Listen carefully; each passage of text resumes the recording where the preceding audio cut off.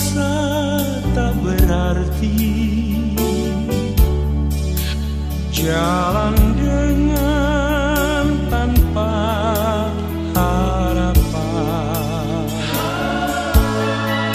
lalu tangan yang berlubang paku menjamah jadi hidup baru, dan kayu yang kasar mengubahkan jalan hidup yang penuh kegagalan. Ku puji Dia selama-lamanya, sebab salib mengubah hidupku, dan ku yakin darah Yesus yang suci sudah mengalir di Kalvari. Bila zaman berlalu, dunia mendebu, ku tetap pegang salib itu.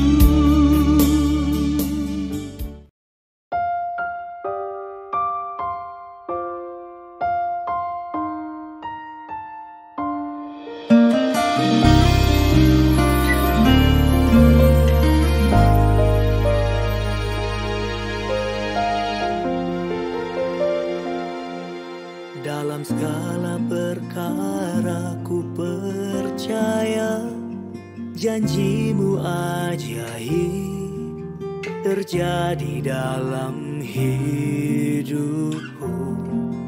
Dalam setiap langkahku ku percaya, Kau tak tinggalkanku dan beri kemenangan.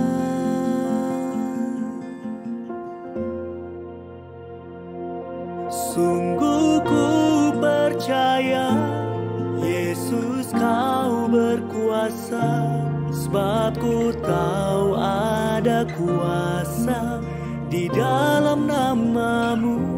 Sungguh ku percaya, kuasa-Mu nyata, mujizat terjadi di sini.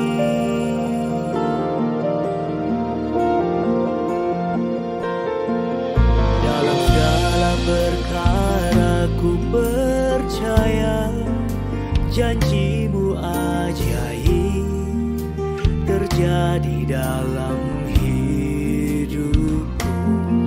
Dalam setiap langkahku ku percaya, Kau tak tinggalkanku dan beri kemenangan.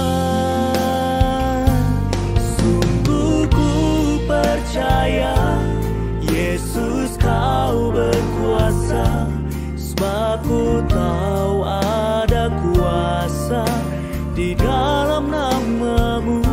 Sungguh ku percaya, kuasa-Mu nyata, mujizat terjadi di sini.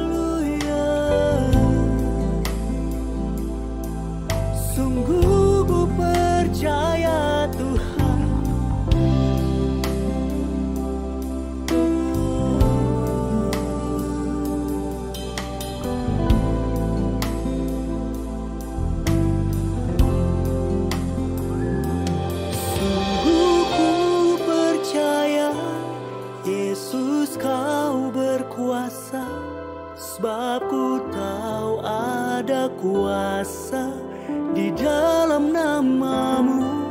Sungguh ku percaya kuasa-Mu nyata, mujizat terjadi di sini. Mujizat terjadi di sini. Mujizat terjadi di sini.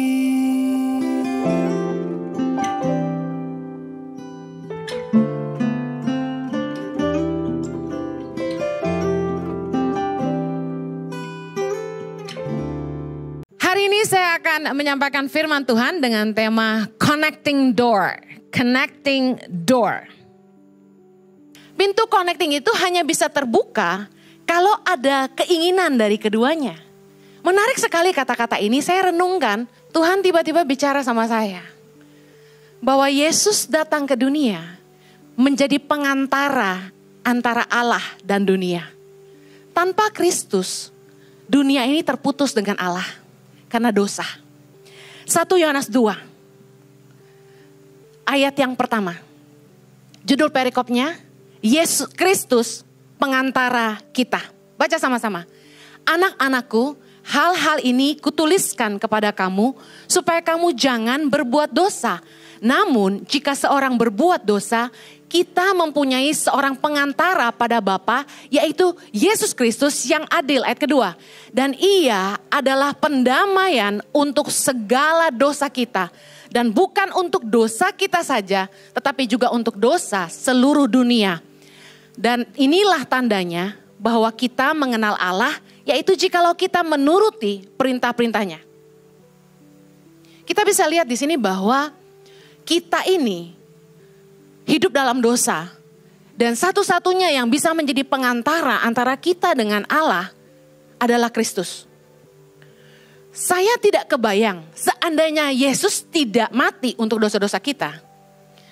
Perbuatan baik sebanyak apa yang harus kita buat untuk mencapai kesempurnaan di hadapan Bapa. Saya yakin tiap hari we do mistake. Setiap hari ada aja kesalahan yang kita buat, benar gak? Salah ngomong, kesel sama suami, kesel sama istri, kesel sama pegawai, kesel sama kakak, adik, dan lain sebagainya. Ada aja yang kita salah. Salah bicara, salah bersikap, salah ambil keputusan. Nggak ada di antara kita yang cukup sempurna untuk benar-benar tidak berdosa sama sekali sehingga kita diterima di kerajaan Allah. Saya sangat bersyukur bahwa melalui pengorbanan Kristus di kayu salib, Yesus menjadi penghubung antara dunia dan Allah. Karena Kristuslah kita yang harusnya binasa beroleh bagian untuk menerima janji keselamatan yang kekal. Saya sangat bersyukur dengan perantaraan Kristuslah kita yang ada di dunia ini beroleh hak untuk menjadi warga negara sorga. Tahukah Anda bahwa kita orang-orang yang sudah menerima Yesus sebagai Tuhan dan Juru Selamat, meskipun kita masih tinggal di dunia, kita sudah menjadi warga kerajaan sorga. Mari kita lihat Filipi 3 ayat 20. Filipi 3 ayat 20 sama-sama. Karena kewargaan kita adalah di dalam sorga. Dan dari situ juga kita menantikan Tuhan Yesus Kristus sebagai Juru Selamat. Anak-anak kembar saya, Chloe dan Zoe, lahir di Australia, di Sydney. Kemudian mereka harus memilih kewarganegaraan. Sayangnya Indonesia belum mengizinkan dual citizenship. Dua warga negara. Mereka harus memilih Australia atau Indonesia. Dan karena keluarga besar kami ada di Australia, saya memutuskan anak-anak saya tetap Australian. Mereka bisa ambil visa on arrival kalau mereka ke Indonesia. Nah, karena untuk masuk ke Australia sangatlah sulit dibandingkan masuk ke Indonesia. Dan di Australia lebih banyak privilege sebagai citizen dibandingkan Indonesia. Anda bisa paham ya. Bukan saya tidak cinta Indonesia, tapi itu hak mereka. Karena saya sudah merenggut masa kecil mereka yang harusnya mereka bisa menikmati Australia, saya bawa mereka pulang ke Indonesia. Nah, meskipun mereka warga negara Australia, mereka tinggal di Indonesia.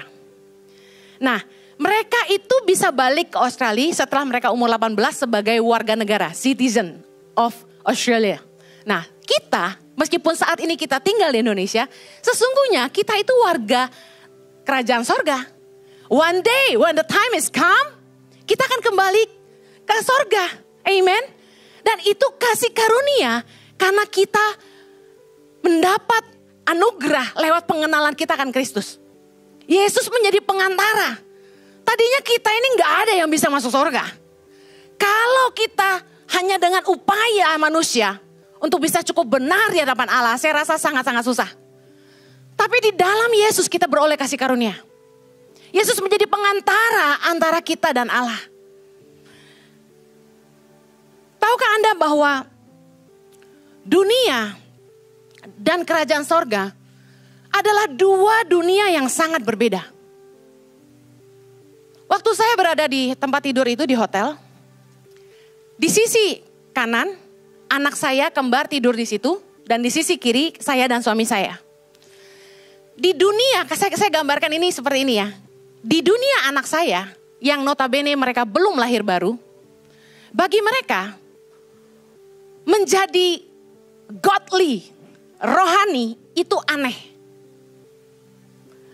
Mereka tanya, Mama, kapan Mama pertama kali kenal Tuhan? Saya cerita waktu saya umur 16 tahun, saya diajak oleh teman saya, waktu itu belum pacar, yaitu Jojo, Yohanes Kristianus, ikut ibadah youth di salah satu gereja di LC7 Kelapa Gading. Kemudian waktu itu Jojo sudah pelayanan. Nah, sebelum ibadah youth dimulai, Jojo bersama teman-teman itu duduk di lantai lingkaran gitu, mereka berdoa. Berbahasa lidah, berdoa sebelum pelayanan. Saya duduk di kursi, jiwa baru, gak tahu apa-apa. Lagi saya duduk diam-diam, tiba-tiba roh Tuhan melawat saya. Mereka berdoa di sana, saya dilawat di sini. Tiba-tiba kayak film diputerin perbuatan yang saya lakukan, dosa-dosa yang saya lakukan, yang tidak ada seorang pun yang tahu. Saya nangis, saya dilawat Tuhan di kursi. Jadi saya ini diinjilin sama Tuhan sendiri. Saya dijamah Roh Kudus sedemikian rupa, saya nangis. Dan saya cerita ini ke anak-anak saya.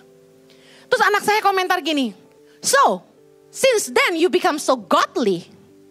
Sejak hari itu Mama jadi sangat rohani, dia bilang gitu.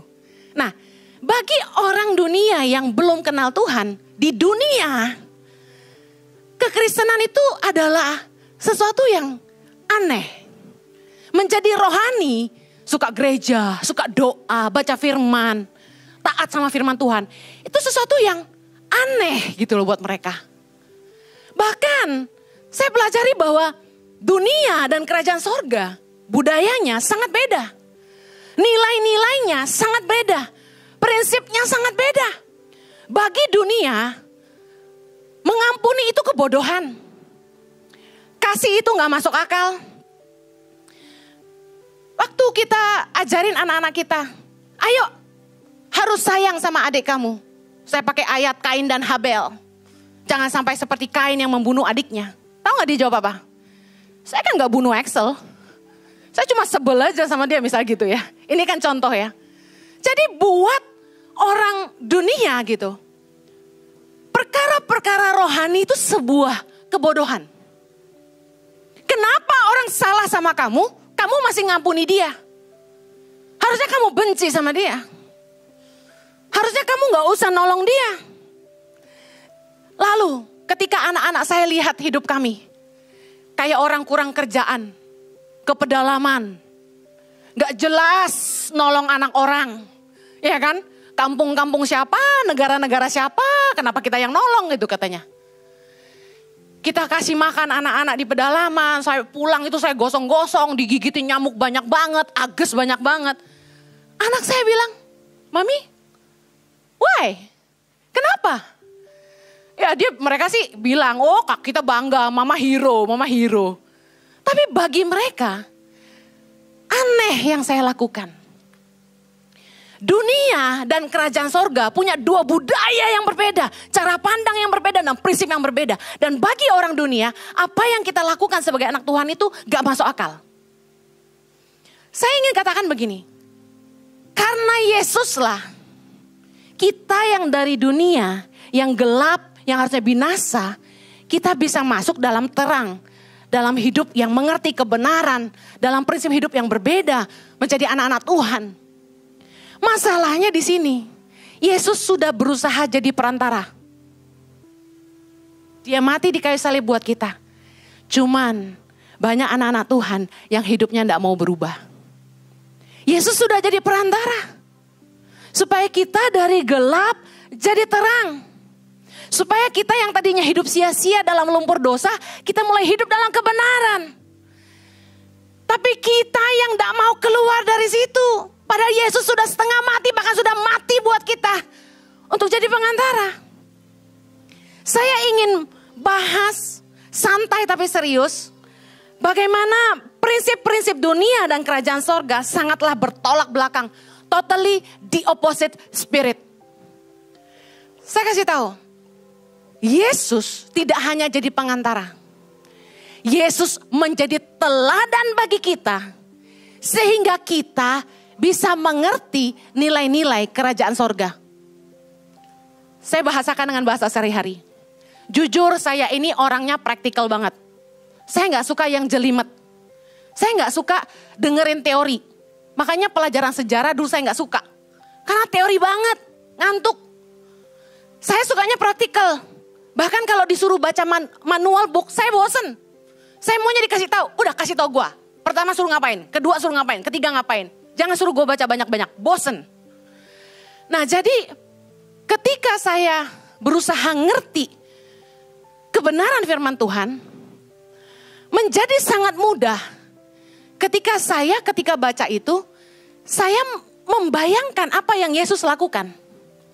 Apa yang Yesus rasakan. Kalau tanpa keteladanan Yesus, saya rasa agak sulit kita ngerti firman Tuhan. Siapa yang di sini agak bingung baca perjanjian lama? Angkat tangan. Oh, apalagi waktu Salomo bangun bait Allah ya. Berapa apa tuh ya? Saya sampai pusing 7 keliling. Sorry, saya kalau habisin hasta-hastaan itu ya. Apalagi kalau yang udah turunan tuh, silsilah tuh. Ya, bin apa, anak siapa itu ya. Waduh mabok saya. Saya langsung skip imamat. Cekek. Saya skip. Saya baca, saya paling hobi perjanjian baru, ya. Tapi di Wahyu mengalami mulai kesulitan lagi, ya. Karena itu mulai kayak film fantasi, ya kan. Nah suami saya suka tuh film-film fantasi itu. Kemudian saya mulai baca Mazmur, Amsal, Pengkhotbah, make sense buat saya. Jadi Tuhan itu bicara dengan bahasa yang kita mudah ngerti, saya percaya. Akan lebih mudah kalau kita tuh ngerti prakteknya. Sehingga kita tahu ngejalaninnya. Saya percaya kalau Yesus gak pernah ada, kayaknya sulit deh ngerti hukum Allah. Keblinger pasti kita. Gimana sih jadi Kristen rumit begini? Tapi karena Yesus hadir dan menjelma sebagai manusia, dan mempraktekkannya dalam hidupnya, kita jadi punya gambaran. Oh, bisa toh gak bikin dosa? Oh, bisa toh gak cinta uang? Oh, bisa toh gak gila kekuasaan? Oh, bisa toh gak menghakimi? Oh, bisa toh bermurah hati? Punya belas kasihan sama orang banyak? Kalau tanpa keteladanan Yesus, kita bingung jadi Kristen tuh harus gimana? Nah, mari kita lihat bagaimana firman Allah menjadi pedoman untuk kita ngerti budaya kerajaan sorga. Yang pertama, prinsip dunia, condemn, divonis, terkutuk, diadili karena dosa. Tapi Yesus menyatakan apa? Kita di-redeem, ditebus. Dua hal yang berbeda. Kalau perjanjian lama, that's it man. Kamu macam-macam, mati. Condemn. Tapi lewat Kristus, kita di-redeem, ditebus. Perjanjian lama mengajarkan tentang judge by law. Orang-orang dihakimi menurut hukum Taurat. Tapi orang-orang yang mengenal Kristus, mereka justified by grace. Mereka mulai dibenarkan karena kasih karunia. Totally different. Jadi kalau kita orang Kristen masih dikit-dikit suka menghakimi orang, Anda masih hidup di perjanjian lama. Anda harus ngerti bahwa Yesus hadir ke dunia ini, kita punya kasih karunia. Karena Yesus punya kasih karunia, kita juga belajar jadi orang yang punya kasih karunia. Dunia prinsipnya selfish. Yang penting aku. Mementingkan diri sendiri. Yang penting gue selamat, yang penting gue kaya, yang penting gue untung. Tapi firman Tuhan, prinsip kerajaan Allah, mengajarkan kita untuk selfless. Tidak mementingkan diri sendiri. Kita lihat sama-sama dalam Filipi 2. Filipi 2, nasihat supaya bersatu dan merendahkan diri seperti Kristus. Jadi karena dalam Kristus ada nasihat, ada penghiburan kasih, ada persekutuan roh, ada kasih mesra dan belas kasihan. Karena itu sempurnakanlah sukacitaku dengan ini. Hendaklah kamu sehati sepikir dalam satu kasih, satu tujuan, satu jiwa, satu tujuan. Baca sama-sama ayat ketiga. Dengan tidak mencari kepentingan sendiri atau puji-pujian yang sia-sia. Sebaliknya, hendaklah dengan rendah hati yang seorang menganggap yang lain lebih utama daripada dirinya sendiri. Dan janganlah tiap-tiap orang hanya memperhatikan kepentingannya sendiri, tetapi kepentingan orang lain juga. Sampai situ. Lihat bagaimana kerajaan Tuhan mengajarkan kita totally opposite. Bertolak belakang dengan dunia. Bagaimana kita kalau di dunia diajarin, yang penting lu dulu, selamatin diri dulu. Dulu sebelum saya kenal Tuhan ada satu kisah. Saya bersama teman-teman naik satu mobil, kami mau pergi ke party. Zaman dulu kan kalau masih dunia pesta terus ya, disco terus kan. Kami mau ke party ceritanya. Tiba-tiba di perjalanan, kami berlima, keluar api dari dashboard mobil. Duar ada yang konslet, api keluar. Mobil langsung berhenti, kami kabur dari mobil. Jaket keren saya ketinggalan. Ternyata dari sangat muda saya udah gemar pakai jaket. Jaket gue. Jadi bukannya worry teman saya selamat gak selamat. Saya teriaknya, jaket gue. Bayangin, setengil itu, sebodoh itu. Henny versi dunia, egois banget, mikirin diri sendiri. Saya pernah cerita bagaimana ketika saya diajak Jojo pelayanan, mulai bergabung di gereja. Ya, sifat-sifat Mesir masih nempel dikit. Puasa dong kita. Gereja siapin nasi kotak. Saya udah lihat. Ini kadang-kadang gereja pelit juga ya, nasi kotaknya udah tahu yang datang banyak, siapinnya dikit. Saya buru-buru ngambil 2 biji, taruh di kolong. Ada yang merasa seperti itu enggak? Sifat Mesir masih nempel. Begitu amin, doa berkat. Saya bilang sama Jojo, pacar yang baik. Udah ada satu di kolong gue. Tenang. Yang lain ngambil makanan gak kebagian. Ente, liau-liau lah. Orang lapar semua suruh puasa, bener gak?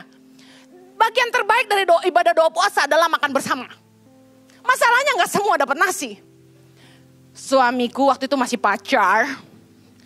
Ambil itu dari kolong kursi. Dua-duanya, bukan dia doang. Ada yang belum dapat.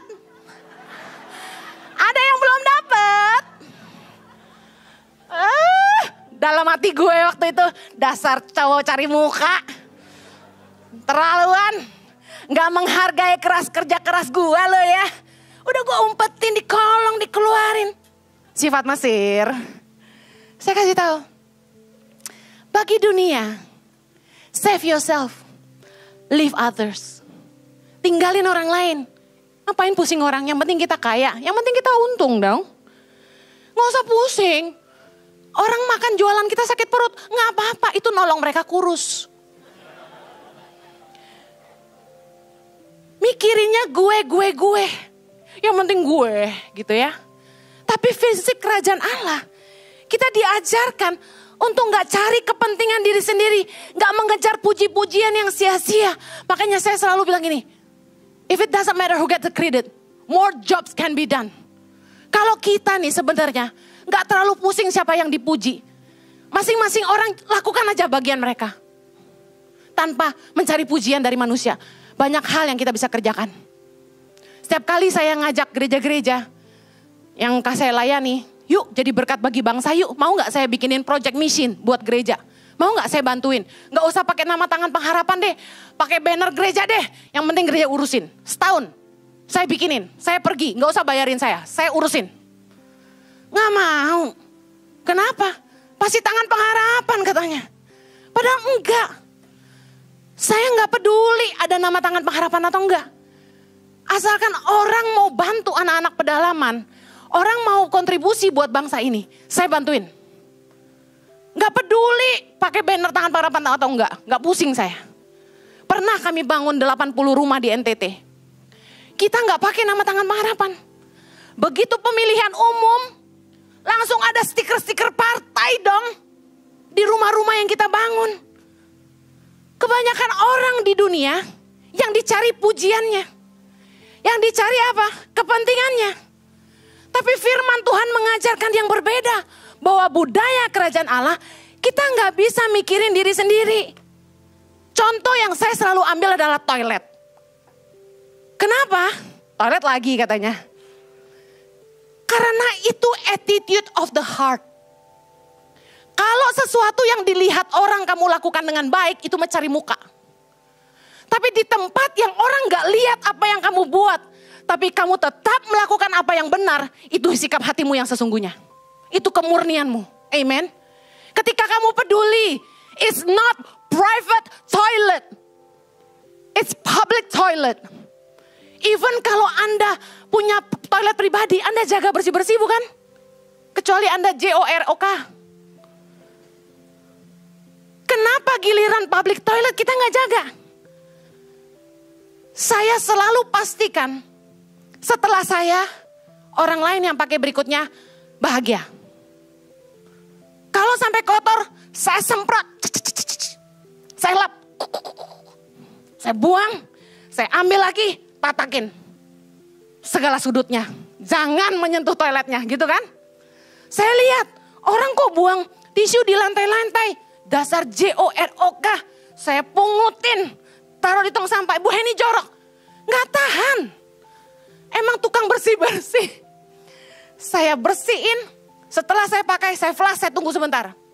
Supaya aromanya tidak tersisa. Apalagi kalau habis makan pete. Bahaya kan? Semprot dikit, baru keluar. Kasihan kan? Bayangkan kalau sampai ada orang yang kebelat sampai udah silang kaki gini. Begitu masuk ke dalam, astaga, gak bisa lurus ya. Toilet itu udah jelas, jangan jongkok, duduk. Tapi saya heran di Indonesia, kenapa mesti ada tempelan itu? Emangnya ngana tara ngerti mana yang jongkok, mana yang duduk? Udah jelas bentuknya beda guys. Yang buat kaki itu beda. Yang duduk itu beda. Kenapa gak ngerti orang Indonesia, betul gak? Harusnya gak perlu lagi kita bikin malu kayak gitu. Duduk, jangan jongkok. Kursi gereja, awas kalau ada beset-beset. Karena saya ingin orang Kristen tuh belajar. Yuk, jangan mentingin diri sendiri. Pikirin orang lain. Di rumah, mamamu masak ikan goreng 1. Mikir dong ada berapa yang makan di rumah itu. Jangan ngana habisin sendiri. Baru nasi 1 rice cooker. Udah gitu, orang udah lapar, begitu buka, kosong. Siapa yang gitu di sini? Please peduli orang lain. Anda pikir ini hal yang sangat sepele. Tapi Yesus kasih teladan buat kita semua. Ngapain Yesus repot-repot turun dari sorga dan mati buat dosamu dan dosaku? Karena dia gak pikirin dirinya. Lihat, dia tidak melihat kesetaraan dengan Allah sebagai milik yang harus dipertahankan. Melainkan dia mengosongkan dirinya, mengambil rupa seorang hamba, menjadi sama dengan manusia. Dalam keadaan manusia dia merendahkan dirinya dan taat sampai mati. Bahkan sampai mati di kayu salib. Bagi dunia ini kebodohan. Kenapa Yesus mau lakukan itu? Mari sebagai anak-anak terang, belajar budaya kerajaan sorga. Jangan selfish, belajar selfless. Katakan kanan kirimu, jangan selfish, belajar selfless. Mari saling mengawasi di gereja ini. Kalau ada yang keluar dari toilet, tolong pelototin ya. Oke. Prinsip dunia selalu mengajarkan yang penting kita yang untung. Tapi firman Tuhan selalu mengajarkan untuk kita peduli kepentingan orang banyak. Yang berikutnya. Kalau prinsip dunia, kita akan ambil yang bagus buat kita, yang gak bagus buat orang lain. Sisain yang gak bagus buat orang lain, yang bagus buat kita dulu. Apalagi kalau udah disuruh milih barang. Mama mertua pulang, bawa dompet 3 warna. Ya mantu 3 silakan pilih. Pasti yang paling egois ngambil duluan. Dan dia ngambil warna terbaik pasti.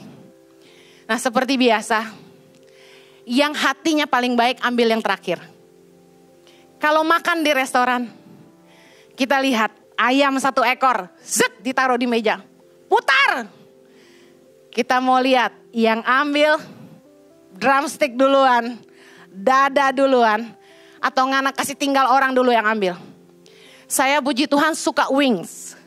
Jadi saya gak masalah disisain sayap terus sama orang. Saya kalau traktir orang makan, saya selalu bilang silakan duluan. Karena saya tahu pasti orang ada yang suka dada, ada yang suka paha.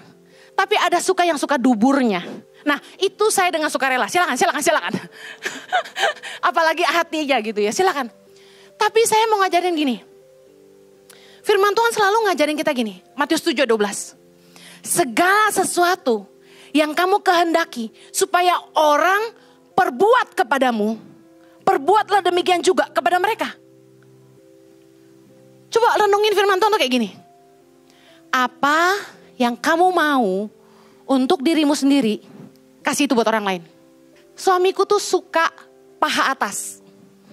Saya bersyukur banget. Itu bagian yang saya paling gak suka. Dia suka drumstick juga ya, L. Nah, tapi dia tahu anak kembar saya gak makan yang lain kecuali drumstick. Sejak punya anak kami ngerti apa itu berkorban. Dia gak ambil drumsticknya, dia belajar makan dada. Terus karena Excel sukanya dada, dia tambah gak punya pilihan. Karena saya suka dada. Kan ayam dibelah 4 kan, ya kan? Dada, paha. Dia makan yang mana dong? Akhirnya saya ambil sayap kanan kiri, dada buat Excel, dada buat Jojo, saya sayap 2. Kita belajar ngalah karena kita cinta. Bagi dunia itu kebodohan. Tapi saya bersyukur karena Yesus jadi teladan. Yesus bilang gini, segala sesuatu yang kamu kehendaki supaya orang perbuat kepadamu, perbuat dulu demikian. Nah ini sulit bagi banyak orang. Ketika Anda punya pembantu rumah tangga. Anda misalnya punya anak kecil, Anda pergi makan restoran. Saya paling sedih lihat neni gak diorderin makanan. Saya sering mendapati, pengasuhnya diam. Sementara mereka makan enak, makan steak. Saya lihat dia diam, dia kikuk, dia gak tahu dia mesti gimana. Dia serba salah, mau lihat ke arah majikannya lagi makan. Dia gak lihat, dia bingung dia mau buat apa. Kalau Anda tega lakukan itu, Anda gak ngerti firman Tuhan ini. Yesus jadi teladan buat kita, Yesus kasih tahu. Kalau kamu aja mau makan enak, kenapa kamu gak kasih pengasuhmu atau stafmu makan enak? Suami saya tegas sekali soal ini. Di kantor, saya wajib mengatur makan tuh enak buat staf. Mungkin bagi orang-orang pemborosan. Tapi suami saya bilang, enggak. Kamu harus kasih mereka makan enak tiap hari. Saya bilang, Jo, mix lah. Ada yang makanan sederhana, ada yang makanan mewah. Dalam sehari. Jadi katakan sehari mereka makan 2 kali. Makan mewah sekali, sederhana sekali. Tapi sederhana sesederhananya kita tetap enak tentunya. Nah saya juga lakukan yang sama. Saya gak harus selalu makan daging kok. Tapi saya lihat bagaimana suami saya coba ngajarin saya ayat ini. Nah banyak kali dari kita punya paradigma tuh ala dunia. Yang gak bisa dong. Pembantu nasi sama tempe sama sayur aja. Tahu aja. Berasnya aja dibedain yang banyak kutunya. Kita yang wangi. Why? Bahkan mie instan aja bisa dibedain mereknya. Kita di depan ini, di belakang lain. Why? Kalau Anda mau pindah dari gelap kepada terang, Anda harus belajar dari apa yang Yesus ajarkan. Perlakukan orang lain sebagaimana Anda ingin diperlakukan. Bagi dunia, ketenaran, kekuasaan, kedudukan, pride menjadi sangat penting. Makanya orang berlomba-lomba untuk ada di atas. Kalau bisa menghancurkan orang lain demi mereka di atas, mereka lakukan. Fitnah orang, jelekin orang, jatuhin orang, yang penting mereka naik ke atas. Tapi firman Tuhan mengajarkan, barang siapa terbesar di antara kamu, hendaklah ia menjadi pelayanmu. Barang siapa meninggikan diri, ia akan direndahkan. Dan merendahkan diri, dia akan ditinggikan. Yesus ngajarin barang siapa ingin jadi terkemuka, malah harus jadi hamba buat semua. Yesus kasih teladan dalam Filipi 2. Yang walaupun dalam rupa Allah, dia tidak menganggap kesetaraan dengan Allah sebagai milik yang harus dipertahankan. Tapi Yesus mengosongkan dirinya, mengambil rupa seorang hamba, jadi sama dengan manusia, bahkan taat mati di kayu salib buat kita. Saya senang banget sama Yesus. Saya kagum banget. Buat kita kekuasaan, jabatan, disegani orang, ditakuti orang, terkenal menjadi sesuatu yang dunia mau itu. Tapi Yesus lepaskan kekuasaannya. Yesus turun ke bawah, jadi hamba buat kita semua. Buat mati buat dosa-dosa kita. Saya mau kasih tahu, prinsip dunia selalu berlawanan dengan prinsip kerajaan Allah. Ketika Anda dipromosi sama Tuhan, jadi pemimpin, jangan menekan bawahanmu. Tapi ketahuilah Tuhan memberi kepercayaan supaya kamu jadi pemimpin yang baik buat orang-orang di belakangmu. Bertanggung jawab atas hidup mereka. Memperhatikan mereka. Menolong mereka. Mengangkat hidup mereka. Saya lihat banyak pemimpin perusahaan yang cuma memeras tenaga bawahannya untuk memperkaya diri mereka. Sementara mereka sakit, perusahaan tidak peduli. Sementara mereka mungkin terlilit hutang karena harus bayar uang sekolah anaknya. Perusahaan tidak mau peduli. Tapi mereka terus diperas tenaganya untuk kerja dan kerja dan kerja. Saya belajar menghidupi prinsip kerajaan Allah. Saya peduli sama staf. Mereka yang berhutang kami bebaskan. Mereka yang butuh apapun kami bantu. Mereka sakit kami tolong. Saya berjanji sama diri saya. Saya harus take care hidup mereka. Selama mereka mau setia ikut kami tidak akan pernah melepaskan mereka. Kecuali mereka sampai merugikan orang banyak dan kami terpaksa melepas mereka. Saya kasih tahu, mari hidup. Jangan sama lagi dengan dunia. Karena Yesus sudah berusaha jadi pengantara buat kita. Jangan sampai pengorbanannya jadi sia-sia. Jadilah pemimpin yang baik. Jadilah ayah yang baik, ibu yang baik. Saya percaya bahwa ketika kita dipercaya Tuhan, dengan ketenaran, dengan kekayaan, dengan kekuasaan, kedudukan, ada tanggung jawab yang mengikuti kita. Pastikan Anda bisa dipercaya. Masih banyak contoh yang kita bisa angkat, tapi saya hanya ambil beberapa sebagai contoh. Kenapa Yesus harus jadi pengantara? Supaya mendamaikan kita dengan Allah. Supaya dia bisa jadi teladan bagi kita tentang budaya kerajaan sorga. Jangan lagi jadi orang yang tidak berguna. Saya mau tutup dengan ini. Jangan jadi orang yang tidak berguna. Kalau Anda hari ini ada di sini, Anda dengar khotbah ini, Anda tahu hidupmu tidak maksimal. Hidupmu jadi beban. Hidupmu tidak berguna buat orang-orang di sekitarmu, buat keluargamu. Yesus mati buat kamu. Supaya kamu bangkit. Bangkit dari keterpurukanmu. Bangkit dari rasa malasmu. Bangkit dari ketidakberdayaanmu. Dan berhenti memikirkan dirimu sendiri. Dan mulai lihat sekelilingmu. Suami saya tadi pagi khotbah yang luar biasa. Orang yang putus pengharapan tentang hidupnya. Gak punya semangat hidup. Menjadi bersemangat kembali. Ketika dia pakai hidupnya untuk menolong orang lain. Saya rasa di hidup saya hari ini,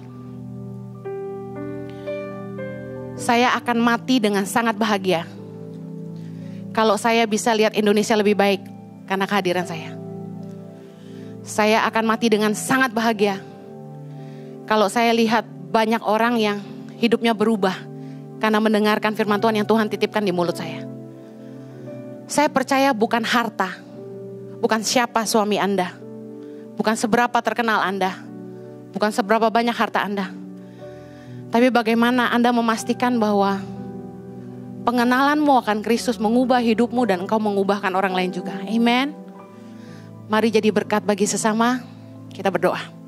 Bapa di sorga, terima kasih karena Yesus sudah jadi pengantara buat kami kepada Bapa. Terima kasih karena Engkau mengampuni kami.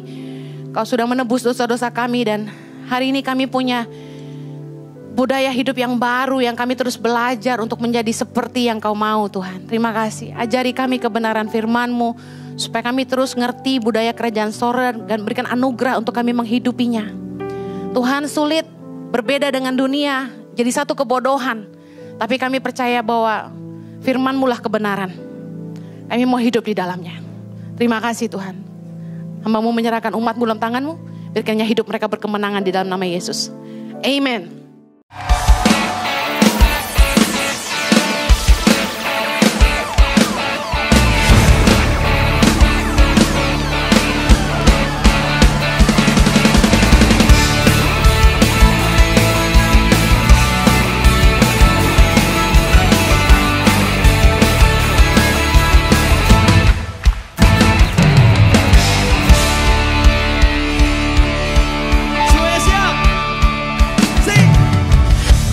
Ku naikkan syukur buat segala perbuatan-Mu dan kasih-Mu di dalam hidupku. Tiada terukur betapa besar kasih-Mu. Sungguh ku kagum akan Engkau, Yesus. Kaulah segalanya, melebihi semua yang ada padaku. Oh, Yesus, Kaulah segalanya, seutuhnya ku berikan hatiku untuk-Mu. Ku naikkan syukur buat segala perbuatan-Mu dan kasih-Mu di dalam hidupku. Tiada terukur, betapa besar kasih-Mu. Sungguh ku kagum akan Engkau, Yesus. Kaulah segalanya, melebihi semua yang ada padaku. Oh, Yesus, Kaulah segalanya, seutuhnya ku berikan hatiku untuk-Mu. Oh, yeah, yeah, yeah.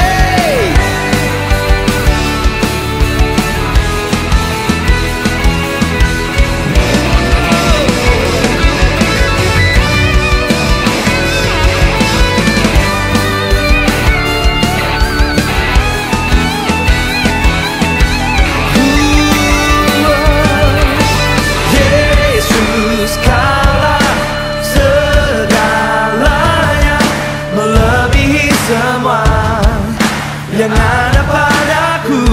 Oh, Yesus, Kaulah segalanya, seutuhnya ku berikan hatiku untuk-Mu. Yesus, Kaulah segalanya, melebihi semua yang ada padaku. Oh, Yesus, Kaulah segalanya, seutuhnya ku berikan hatiku